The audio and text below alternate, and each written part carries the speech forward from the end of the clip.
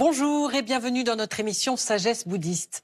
Nous avons la joie de vous faire part d'une belle découverte aujourd'hui, celle de textes millénaires racontant la vie du Bouddha qui n'avaient jamais été traduits en français. Ce sont les Udana. Grâce à la curiosité et au travail de Jeanne Chut, ces 80 suttas nous sont désormais accessibles. Ils racontent toutes sortes de rencontres que le Bouddha a fait avec des rois, des villageois, des femmes, des enfants ou encore des êtres lumineux. Des histoires étonnantes qui ne laissent pas indifférents et qui ont toute la particularité de finir sur une exclamation, quelques vers par lesquels le Bouddha exprime un enseignement. Pour parler de ces petits textes, vous en racontez quelques-uns avec leur signification, nous avons le plaisir de recevoir Jeanne Chut. Bonjour Jeanne. Bonjour Sandrine. Alors c'est donc grâce à vous que l'on vous doit de découvrir les Udana, que vous avez vous-même découvert, vous allez nous raconter comment, et que vous avez décidé de traduire. Et vous avez publié par ailleurs de nombreuses traductions de maîtres anglophones du Theravada et en particulier de la tradition de la forêt. Oui. Une tradition dans laquelle vous pratiquez vous-même le bouddhisme depuis votre jeunesse et que vous contribuez à faire connaître grâce à vos livres et à vos traductions.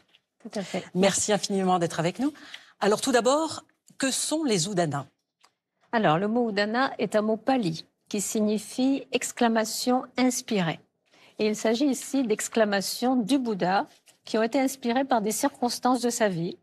Des gens venaient le voir, lui exposer une situation, une difficulté de leur quotidien, et il y répondait. D'autres fois, c'est lui qui traversait des villes, des villages, il se passait des situations particulières, et toujours cette petite histoire se termine par une exclamation du Bouddha inspirée. Mais comme il y a beaucoup de rencontres de personnes qui viennent voir le Bouddha pour ses conseils, nous avons choisi de donner à cette publication le titre de « Rencontre avec le Bouddha ». Mais d'où proviennent ces textes, ces Udana ? Alors, ils font en fait partie d'une grande collection de textes des enseignements du Bouddha qui s'appelle le canon Pali. Mais en particulier la partie qui s'appelle le Sutta Pitaka, c'est-à-dire la corbeille des discours du Bouddha. Et comment se présente-t-il ? Donc une série d'histoires, comme vous avez dit, 80 histoires, où on voit le Bouddha rencontrer différentes personnes. Oui, qui sont classées, hein, ces histoires, par catégorie, non ? Ou pas tellement. Par contre, on voit quand même tout au début, il y a l'histoire de l'éveil du Bouddha avec ses grandes révélations qu'il a eues. Tout à la fin, on a des histoires extraordinaires où le Bouddha, en quelques mots fulgurants, enseigne des choses comme la vacuité, comme le nirvana, que d'habitude il enseigne dans des grands suttas qu'on connaît dans d'autres écrits. Et puis, au milieu, il a toutes sortes de rencontres, justement. Et c'est intéressant de voir comment il vivait à son époque. Parce qu'en fait, on le voit des fois apprécié, admiré, vénéré, et d'autres fois rejeté, vilipendé. Parce qu'il y avait des ascètes à cette époque-là qui le jalousaient, parce qu'il était tellement apprécié par la population. Et donc, on voit toutes sortes d'attitudes vis-à-vis de lui, qui sont quand même surprenantes, mais qui nous rappellent un petit peu aussi la vie de Jésus, qui n'a pas été toujours apprécié. Malheureusement, on sait comment il est mort. Ouais. Alors justement, on va s'intéresser un petit peu à ces histoires avec des exemples. On va commencer par l'histoire qui vous a justement parlé au point d'avoir envie d'en savoir plus sur la provenance de ces textes et d'avoir envie de les traduire. Oui, j'ai découvert celui-ci, donc une histoire, l'histoire d'un homme qu'on appelait Bahiya, c'est-à-dire l'homme vêtu d'écorce. Et en Inde, quand on voit un homme vêtu d'écorce, on s'imagine que c'est un grand saint, en tout cas à cette époque-là. Et donc les gens le vénéraient, lui donnaient des offrandes, etc. Et puis un jour, quelqu'un lui a dit « Tu sais qu'au fond, tu n'es pas vraiment un saint ?» Il a dit « Oui, au fond, je le sais. » Eh bien, tu pourrais le devenir si tu allais voir le Bouddha. C'est un être complètement éveillé qui vit pas très loin d'ici. Il y est allé parce qu'il avait quand même ce sentiment de ne pas avoir été honnête toute sa vie. Donc il y va, il rencontre le Bouddha qui était sur le point d'entrer en ville pour quémander sa nourriture avec ses moines. Mais Bahiya arrive et il l'arrête en plein milieu du chemin. Il lui dit il faut que vous me donniez la formule de l'éveil ici et maintenant. Parce qu'il pourrait vous arriver quelque chose, il pourrait m'arriver quelque chose à moi, c'est maintenant qu'il me la faut. Et le Bouddha lui dit enfin Bahiya, tu vois bien que je suis occupé, je vais entrer en ville, quémander ma nourriture. Et il insiste 2 fois et 3 fois. Et alors on verra dans les Udana, dans cette série d'histoires, qu'on ne peut jamais refuser plus de 3 fois. Peut-être parce que le Bouddha lui-même ne refusait jamais la 3e fois. Et donc là, le Bouddha lui donne la formule. Et cette formule, c'est ce qui m'a tellement inspirée et qui est complètement extraordinaire. En quelques lignes, le Bouddha lui dit, voilà, écoute bien. Quand tu vois un objet, qu'il n'y ait que le fait de voir, qu'il n'y ait que cet objet. Quand tu entends un son, une phrase, quelque chose, qu'il n'y ait que le fait d'entendre, qu'il n'y ait que ce son ou le sens de cette phrase. Quand tu sais quelque chose, que tu connais quelque chose, qu'il n'y ait que le fait de le connaître, de le savoir. Et dans ce cas, il n'y a pas de je sais, j'entends, je vois. Et quand il n'y a pas de je, il n'y a pas de moi, il n'y a pas de souffrance. Quand il n'y a pas de souffrance, c'est le nirvana, c'est l'éveil.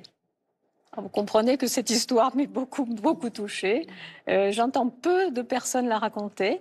Achan Bhante Gunaratana la raconte et dit qu'aujourd'hui, en fin de vie, c'est celle sur laquelle il médite le plus. Tout y est. Mais c'est ça qui est la particularité des Udanas, c'est qu'en quelques mots, le Bouddha nous dit des choses que dans d'autres textes, on trouve très, très développées. Mais là, c'est tellement frappant, c'est fulgurant, c'est impressionnant et ça vaut la peine. Alors, j'ai eu envie d'en savoir plus sur les Udanas et c'est pour ça que j'ai traduit l'ensemble du livre. Oui. Alors, d'autres histoires, par exemple, vous pouvez nous raconter ces histoires qui parlent de la souffrance animale, notamment les garçons.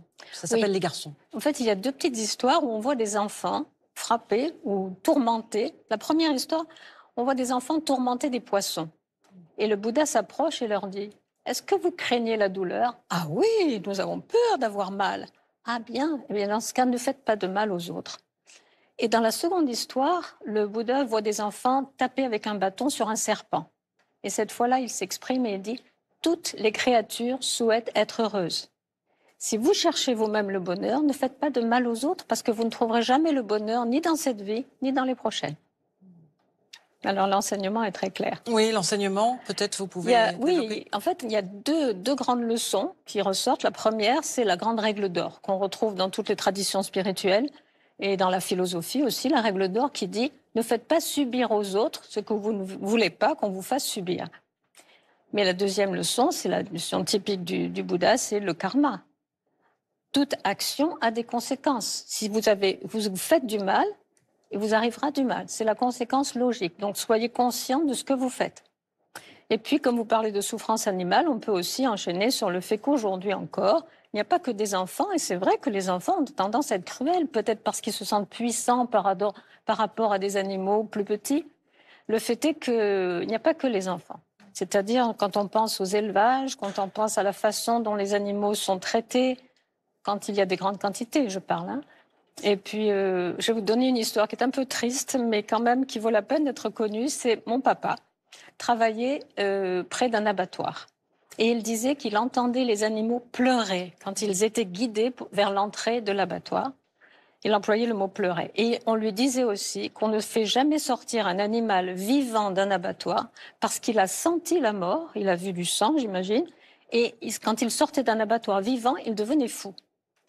Donc les animaux ont moyen de nous faire comprendre leur souffrance, même s'ils n'ont pas la parole, ils ont des moyens. Je pense qu'il faut vraiment en tenir compte dans notre société aujourd'hui. C'est la moindre des choses. Et faire le vœu peut-être aussi que ceux qui tourmentent les animaux puissent entendre ce genre d'enseignement sur les Udanas. J'aimerais beaucoup, ouais. Il y a d'autres anecdotes, hein, beaucoup d'anecdotes. Vous voulez nous en raconter une autre, peut-être sur l'homme d'affaires? Ah oui, celle-ci me plaît beaucoup parce qu'elle est très courte et très frappante pour nous aujourd'hui. C'est un homme, un laïc, qui vient voir le Bouddha, cette fameuse rencontre. Et le Bouddha lui dit « Tiens, ça faisait longtemps que je ne t'avais pas vu. » Donc un disciple de toute évidence qui connaissait bien le Bouddha.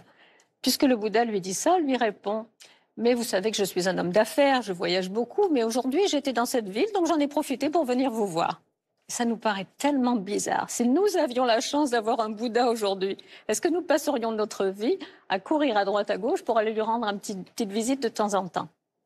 Mais je pense à autre chose. En fin de sa vie, le Bouddha a dit « Ne pleurez pas ». Il y avait des moines qui l'entouraient, qui étaient tristes de voir leur maître sur le point de mourir. Il a dit « Ne pleurez pas, parce que qui voit le Bouddha voit le Dhamma, l'enseignement. Et qui voit le Dhamma voit le Bouddha. » Donc aujourd'hui, nous n'avons pas le Bouddha, mais nous avons le Dhamma, parce que le Dhamma, ça veut dire la vérité de la nature, des lois de la nature. Donc à nous encore, au lieu de courir à droite à gauche comme cet homme d'affaires pressé, à nous encore d'aller voir la nature, de voir tous les enseignements dont nous disposons, de voir comment nous pouvons aussi apprendre la sagesse grâce à la nature. Dans la nature, tout apparaît, tout disparaît. comme nous sommes apparus, nous allons disparaître. C'est une sagesse, une simplicité, un silence qui s'impose à l'intérieur de nous et qui nous fait voir la vie différemment. Une petite anecdote comme ça peut aller très loin. Et il y en a tellement dans ce livre, c'est superbe. Alors, justement, on comprend que ce livre qui raconte des rencontres d'il y a 2600 ans sont source d'inspiration pour nous, lecteurs contemporains. Oui. Comment ça se fait? Bien parce que le Bouddha enseigne non pas à une situation particulière dans un certain pays à une certaine époque, il enseigne sur la nature humaine. Qui n'a pas changé. Qui n'a pas changé, qui ne changera malheureusement probablement pas de sitôt.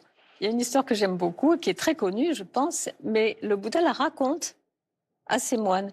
Et il leur dit, vous connaissez l'histoire de ce roi qui a fait venir des aveugles d'une ville et les a mis en présence d'un éléphant. Et leur a dit, décrivez-moi cet éléphant. Et la personne aveugle qui était près de la trompe a dit, un éléphant ressemble à un tuyau d'arrosage. Celui qui était près de la queue a dit, un éléphant ressemble à un balai. Celui qui était près de la jambe a dit, ressemble à un pilier, etc., etc. Mais le problème, c'est qu'à la fin, chacun s'est accroché à sa description et a dit, c'est ainsi. Et ils se sont tous disputés. Et ça, c'est tout à fait le travail sur les opinions que nous avons toujours malheureusement. C'est-à-dire que nous nous accrochons à une version des faits qui est la nôtre. Mais nous ne voyons pas l'image globale, comme eux ne voyaient pas l'ensemble de l'éléphant. Aujourd'hui, nous avons des informations multiples. Nous pourrions dire, si, nous avons une vision globale. Il y a Internet, il y a la radio, la télévision, les journaux. On peut se dire, nous avons une image globale de la situation, mais ce n'est pas vrai. Parce que ceux qui nous présentent les informations ont leur propre voile mentaux, leur propre choix de présenter. Ceux qui perçoivent les informations ont leur propre voile, leur propre choix. Ils vont dire, moi je préfère l'information que je reçois ici que celle-là. De toute façon, tout sera limité. Et aucun de nous ne pourra avoir une vision vraiment globale sans avoir une sagesse profonde. Vous aviez peut-être une dernière histoire à nous raconter sur la parole juste ou sur les pensées? Sur les pensées, c'est peut-être encore plus important. Le Bouddha nous dit, les pensées, qu'elles soient légères ou subtiles, sont toujours source de souffrance. Et ça nous fait titiller, parce que nous sommes humains, les humains ont pour particularité développer la pensée, etc. Mais qu'est-ce que la pensée? Quand on y réfléchit bien, je pense à quelque chose d'agréable ou de triste qui s'est passé hier. Je pense à quelque chose d'agréable ou de triste qui risque de se produire demain. Dans tous les cas, je ne suis pas dans le présent.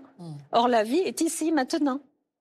Il y a une phrase je ne me rappelle plus son nom, en tout cas un chanteur connu qui disait « La vie s'écoule pendant que nous sommes occupés à faire autre chose. » Et le Bouddha dirait « pendant que nous sommes occupés à penser à droite et à gauche. » Mais ce sera le mot de la fin, cette phrase célèbre. Ouais. Merci infiniment d'avoir répondu à nos questions, Jeanne Chut. Avec plaisir. Alors, pour prolonger cette émission, voici quelques suggestions de lecture en rapport avec le thème. Tout d'abord, Rencontre avec le Bouddha, les récits des Udana, traduits et présentés par notre invitée Jeanne Chut aux éditions Le Prunier Sully. Si ces 80 suttas issus du canon Pali nous projettent dans la vie du Bouddha il y a 2600 ans, leur enseignement exprimé de façon exclamative et courte est toujours bien d'actualité. Bien au-delà des anecdotes, ces petits textes peuvent être source d'inspiration. Les plus belles paroles du Bouddha, édition Sully également, traduit et commenté par Jeanne Chut. Il s'agit du Dhammapada, l'un des plus anciens recueils des enseignements du Bouddha, énoncé de façon poétique et reconnu dans toutes les écoles du bouddhisme. Et puis 100 questions sur le bouddhisme Theravada de Didier Tretenard chez Sukha Édition, un manuel qui donne de nombreuses informations historiques et cultuelles sur la plus ancienne tradition du bouddhisme et qui est pratiquée notamment en Thaïlande, au Laos et encore au Cambodge. Voilà, l'émission touche à sa fin. Merci à tous de l'avoir suivie. Vous pouvez la retrouver durant un mois sur la plateforme de France.tv. Très heureux dimanche à tous et bonne semaine. Merci.